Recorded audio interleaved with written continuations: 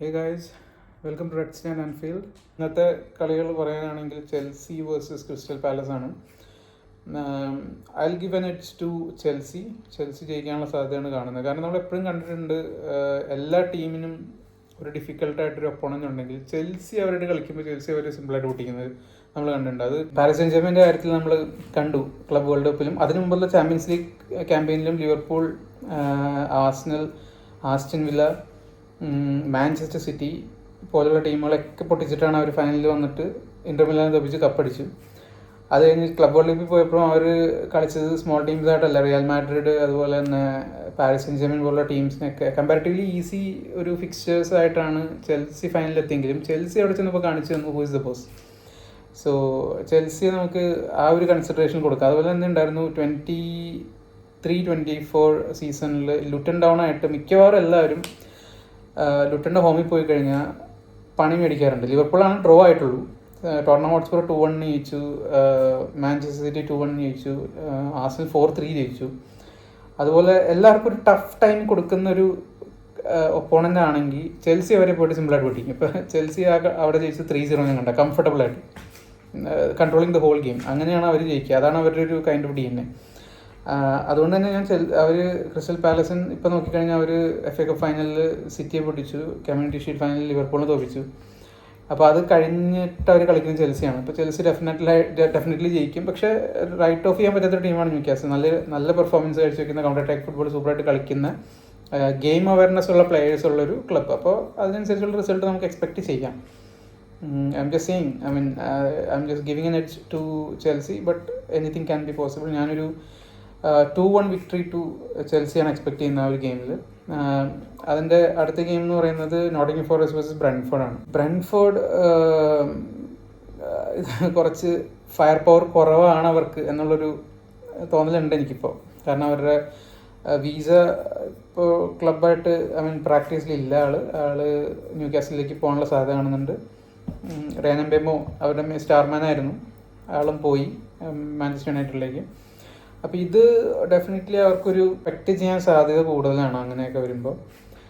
That's one point. On the other hand Nottingham ഫോറസ്റ്റിലാണെങ്കിലും Anthony Elanga പോയിട്ടുണ്ട്. അത് മാത്രമേ പോയിട്ടുള്ളൂ.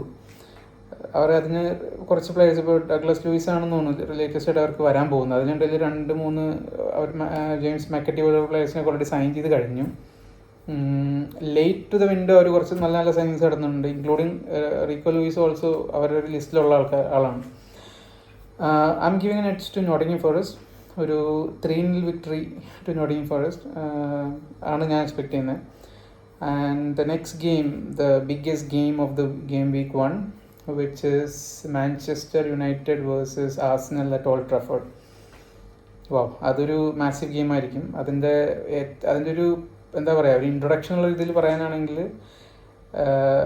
ആർസണലിന് ആദ്യം ആവശ്യമുണ്ടായിരുന്ന, അല്ലെങ്കിൽ ആർസണൽ ആദ്യം അപ്രോച്ച് ചെയ്ത സ്ട്രൈക്കർ യുണൈറ്റഡിലും, യുണൈറ്റഡ് ആദ്യം അപ്രോച്ച് ചെയ്ത സ്ട്രൈക്കറിൽ ആർസണലിലും കളിക്കുന്നു എന്നുള്ളൊരു അപൂർവമായൊരു പ്രത്യേകത ആ കളിക്കുന്നുണ്ട്. നമ്മൾ ഒട്ടും എക്സ്പെക്റ്റ് ചെയ്യാത്ത റിസൾട്ടൊന്നും അവിടെ വരാൻ സാധ്യതയില്ല. ഞാൻ ആർസണൽ ജയിക്കും തന്നെയാണ് പ്രതീക്ഷിക്കുന്നത്. ഒരു 1-2 victory to Arsenal. No disrespect to Manchester United. അവർ നല്ലൊരു ടീം ബിൽട്ടാണ് ചെയ്തിരിക്കുന്നത്. അവരുടെ കഴിഞ്ഞ ക്യാമ്പയിൻ വെച്ചിട്ടും ഇനിയോസിൻ്റെ കോസ്റ്റ് കട്ടിങ് പോലുള്ള പരിപാടികളിൽ അവർ എന്താ പറയുക, അവരുടെ ട്രെയിനിങ് ക്യാമ്പിൽ ഫസ്റ്റ് ടീം പ്ലെയേഴ്സിന് മാത്രം മീൽ അറേഞ്ച് ചെയ്യുന്ന പരിപാടി, ബാക്കിയുള്ള ആൾക്കാർക്കൊന്നും ഫ്രീ മീൽ ഇല്ല എന്നുള്ളൊരു അതുപോലത്തെ കോസ്റ്റ് കട്ടിങ്, അതായത് ആ ഒരു ലെവലിലേക്കുള്ള കോസ്റ്റ് കട്ടിങ് ചെയ്തൊരു ടീം ഈ സീസണിൽ അതവർക്ക് ചാമ്പ്യൻസ് ലീഗ് ഫുട്ബോളൊന്നും ഇല്ലാത്തതുകൊണ്ട് അഡിഡാസിൻ്റെ വരെ വരാനുള്ള എമൗണ്ട് ഭയങ്കരമായിട്ട് കുറയുന്നുള്ള സിറ്റുവേഷൻ വരെ ഉള്ളൊരു ടീമിന് ഇത്രയും കൂടുതൽ സ്പെൻഡ് ചെയ്യാനുള്ളൊരു ചാൻസ് കൊടുക്കും മാനേജ്മെൻറ്റെന്ന് ഞാൻ ഒട്ടും പ്രതീക്ഷിച്ചില്ല. അവരുടെ മാനേജ്മെൻറ്റ് സൂപ്പറായിട്ടാണ് അത് ഗെയിം അവർ കളിച്ചിരിക്കുന്നത്. എന്താണെന്ന് വെച്ച് കഴിഞ്ഞാൽ പ്രീമിയർ ലീഗ് എക്സ്പീരിയൻസ് ഉള്ള 2 പ്ലെയേഴ്സിനെ കൊണ്ടുവന്നു. ബിഗ് നെയിം ഇൻ പ്രീമിയർ ലീഗാണ്. എന്ന് വെച്ച് കഴിഞ്ഞാൽ ഇപ്പോൾ ഈ പറയുന്ന പോലെ ബാക്കിയുള്ള ക്ലബ്ബുകാർ പുറത്തുള്ള ലീഗിൽ നിന്ന് ആളുകളെ കൊണ്ടുവന്ന പോലെയുള്ളൊരു കളർഫുള്ളായിട്ടുള്ള സൈനിങ്സ് ഒന്നുമായിട്ട് നമുക്ക് ഫീൽ ചെയ്യില്ല. പക്ഷേ ഇവർ 2 പേർക്കും, ബ്രയാൻ എംബേമോ, മാത്യൂസ് കുഞ്ഞ, ഈ 2 പേരും ടോപ്പ് നോച്ച് പെർഫോമേഴ്സാണ്. നമുക്ക് നേരിട്ട് അറിയാവുന്ന കാര്യമാണ്, എക്സ്പീരിയൻസ്. നമ്മൾ എത്ര കൊല്ലമായിട്ട് അവരെ കാണുന്നതാണ്. അപ്പോൾ അവർക്ക് they can offer a lot. Up front Sesko വന്നിട്ടുണ്ട്. സെസ്കോൻ്റെ ലൈവായിട്ട് ഞാൻ അതൊരു കളി പോലും കണ്ടിട്ടില്ല സെസ്കോനെ ടു ബി ഓണസ്റ്റ്. അപ്പോൾ നമുക്ക് ആളെ ജഡ്ജ് ചെയ്യാൻ പറ്റില്ല. നമ്മളിപ്പോൾ വീഡിയോസ് കണ്ടത് വെച്ചിട്ട് ഡിഫിക്കൽട്ടായിട്ടുള്ള സിറ്റുവേഷൻസിൽ ഗോൾ സ്കോർ ചെയ്യാൻ കഴിയുന്നൊരു സ്ട്രൈക്കറാണ് പുള്ളിയും തോന്നുന്നുണ്ട്. And of course he will develop in premier league under Ruben Amorim. Coming back to ആർസണലിൻ്റെ ഒരു വീക്ക് ലിങ്ക് എന്ന് പറയുന്നത് നമ്പർ 9 ആയിരുന്നു. ബാക്കി എല്ലാവരും ഓൾറെഡി കഴിഞ്ഞ 3 സീസണായിട്ട് സെറ്റായിരുന്നു. ആ പൊസിഷനിലേക്ക് അവർക്കൊരു എന്താ പറയുക ബോൺ ഗോൾ സ്കോറർ ആയിട്ടുള്ളൊരു പ്ലെയറിനെ കഴിഞ്ഞ സീസണിൽ അക്രോസ് ദ ഹോൾ യൂറോപ്പ് ഏറ്റവും കൂടുതൽ ഗോൾ അടിച്ചൊരു പ്ലെയറാണ് Viktor Gyokeres. They are so lucky to have him to be honest. പിന്നെ ഒരുപാട് ഡിബേറ്റ്സ് ഉണ്ട് whether he's gonna fit in to the Arsenal kind of gameplay. ആ ഒരു ഇൻറ്റൻസിറ്റിയിൽ പറ്റുന്നൊരു പ്ലെയറാണോ, ടൈറ്റ് സ്പേസസിൽ എങ്ങനെയായിരിക്കും, പ്രീമിയർ ലീഗ് അങ്ങനെ ഇങ്ങനെ എല്ലാം ഇതൊക്കെ യങ് പ്ലെയേഴ്സാണ്. They will adapt. മാത്രമല്ല ആർസണലിൻ്റെ സ്റ്റൈൽ ഓഫ് പ്ലേയിൽ സെൻറ്ററിൽ ഒരു വടി വെച്ച് കഴിഞ്ഞാൽ പോലും ഒരു ക്രോസോ അല്ലെങ്കിൽ എന്തെങ്കിലും വന്നു കഴിഞ്ഞാൽ അതുമ്പോൾ തട്ടിയിട്ടാണെങ്കിലും കയറാൻ സാധ്യത കൂടുതലാണ്. അത്രയും ഫ്ലൂയിഡിറ്റി ഉള്ളൊരു ഗെയിമാണ് ആർസണലിന് കളിക്കുന്നത്. അപ്പോൾ ആർസണലിൻ്റെ ഡെഫിനറ്റ്ലി ആ ഒരു പൊസിഷനിൽ കളിക്കാൻ പോകുന്ന ആൾ എന്നുള്ള നിലയിൽ Viktor Gyokeres is going to find goals. They will be having a wonderful season to be honest. അവരുടെ സൈനിങ്സ് എല്ലാം 1 point ആയിരുന്നു. ബാക്കപ്പ് കൊടുക്കേണ്ട ആൾക്കാർക്കൊക്കെ ബാക്കപ്പ് കൊടുത്തിട്ടുണ്ട്. റൈറ്റ് വിങ്ങിൽ സാക്ക എപ്പോഴും വെനേറി പോലുള്ളൊരു പ്ലെയറിനെ അവർ കൊണ്ടുവന്നിരുന്നു അക്കാഡമിയിൽ നിന്ന്. അടുത്തിട്ട് അതുപോലും വേണ്ട, നമുക്കൊരാളെ കൊണ്ടുവന്നിട്ട് തന്നെ അവിടെ ഒരു ബാക്കപ്പ് ക്രിയേറ്റ് ചെയ്യാം. മാത്രമല്ല മാഡ്വയ്ക്ക് റൈറ്റിൽ മാത്രമല്ല ലെഫ്റ്റിലും കളിക്കും. അപ്പോൾ അതൊന്ന്. 2 Martin Zubimendi as A Liverpool fan നമുക്ക് കുറച്ച് പെയിൻ ഉണ്ട് ആളവിടെ പോയി കളിക്കുന്നത് കാണുമ്പോൾ. ഡെഫിനറ്റ്ലി ഈ സീസണിൽ നമ്മുടെ ഡയറക്റ്റ് റൈവലായിരിക്കും പ്രീമിയർ ലീഗിന് നമ്മൾ എന്താ പറയുക ഇത് ചെയ്യുമ്പോൾ. അപ്പോൾ നമുക്കറിയാവുന്നൊരു സിറ്റുവേഷൻ വെച്ച് നോക്കിക്കഴിഞ്ഞാൽ പുള്ളിയുടെ ഇതുവരെയുള്ള കളിയൊക്കെ വെച്ച് നോക്കിക്കഴിഞ്ഞാൽ നന്നായിട്ട് പെർഫോം ചെയ്തിട്ടുണ്ട് ആൾ. ടോപ്പായിട്ട് പെർഫോം ചെയ്തൊരു പ്ലെയർ തന്നെയാണ് മാർട്ടിൻ സുബിമെൻഡി പ്രീ സീസണിൽ. അസിസ്റ്റ്, അതുപോലെ തന്നെ മിഡ്ഫീൽഡ് കൺട്രോൾ, ആ ഒരു ഫ്ലൂയിഡിക് ഫുട്ബോളിന് വേണ്ട ഒരു CDM പൊസിഷനിലേക്കാണ് പുള്ളി വന്നിരിക്കുന്നത്. അടിപൊളിയായിട്ട് ചെയ്തിട്ടുണ്ട് ഇതുവരെ. ടുഡേ കോമ്പറ്റേറ്റീവ് ഗെയിം സ്റ്റാർട്ട് ചെയ്യാണ്. It's not an easy place to go and win. നമ്മൾ എന്തൊക്കെ പറഞ്ഞാലും എത്ര വീക്കായിട്ടുള്ള ടീമെന്ന് നമ്മൾ പറഞ്ഞാലും it is Manchester United at Old Trafford. It's going to be difficult. ആ ഒരു ഫാക്ടർ കൂടി ഉണ്ട്. പക്ഷേ I am giving an edge to Arsenal. Arsenal will be winning the game 1-2. Next Monday football, Leeds versus Everton. Everton silent business ആയിരുന്നു ഇതുവരെ ചെയ്തുകൊണ്ടിരുന്നത്. ഭയങ്കര പേരുകേട്ട ബിസിനസ് ഒന്നുമല്ല. പക്ഷേ അതേപോലെ link to some good prospects including Fofana from Lyon. അത് പക്ഷേ ഫോർവേഡ് മുമ്പോട്ട് പോയില്ല. അത് അവർ കുറച്ച് സൈനിങ്സ് വേറെ ചെയ്തിട്ടുണ്ട്. Leeds United coming back to the Premier league.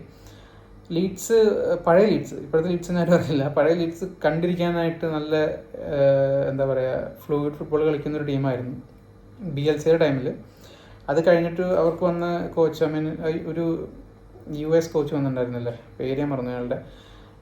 Under him also the team was really good. Relegate ആയിപ്പോയി എങ്കിലും on the day they can beat anyone. I think Everton will win the game. I'll give an edge to Everton 1-3. എവർട്ടൻ്റെ പഴയ striker Calvert ലെവനാണ് ലീഡ്സിൻ്റെ പുതിയ striker. ബാംഫോർഡാണ് അവിടെ ഉണ്ടായിരുന്ന striker. കഴിഞ്ഞൊരു കുറച്ച് വർഷമായിട്ട് Bamford മാത്രമേ ഉണ്ടായിട്ടുള്ളൂ. അവർക്കൊരു നല്ലൊരു സ്ട്രൈക്കർ സൈനിങ്ങിൻ്റെ ആവശ്യമുണ്ട്. ഇവർക്ക് എവർട്ടൻ്റെ കാര്യത്തിലാണെങ്കിൽ അവർ ഗോൾ സ്കോറിങ്ങിന് വലിയ കുഴപ്പമുണ്ടായിട്ടില്ല. ബെറ്റോ ആ ഒരു പൊസിഷൻ നല്ല രീതിയിൽ കഴിഞ്ഞ സീസണിൽ back end of the season David Moyes വന്ന പിന്നെ ആൾ വേറെ ലെവലാണ് അവിടെ. ഗോൾ സ്കോറിങ്, അതുപോലെ തന്നെ കൈൻഡ് ഓഫ് കൗണ്ടർ അറ്റാക്കിങ് എല്ലാം കൊണ്ടും എവർട്ടൺ റിയലി ഇംപ്രൂവ്ഡ്. ഇപ്പോൾ ഉള്ളൊരു സിറ്റുവേഷനിൽ ഗെയിം വീക്ക് 1 കഴിയുമ്പോൾ ടോപ്പിൽ എന്തായാലും മാഞ്ചസ്റ്റർ സിറ്റി തന്നെയായിരിക്കും. Second I guess Tottenham, Sunderland and then comes Liverpool. So അതൊരു എന്താ പറയുക നല്ലൊരു ഗെയിം വീക്കായിരുന്നു നമുക്ക് സ്റ്റാർട്ടിങ് ചെയ്തിട്ട് കിട്ടിയിട്ടുള്ളത്. Top notch game week. So Premier League is back and we are all happy. So we will be discussing a lot about this in the coming days. So that's all for now.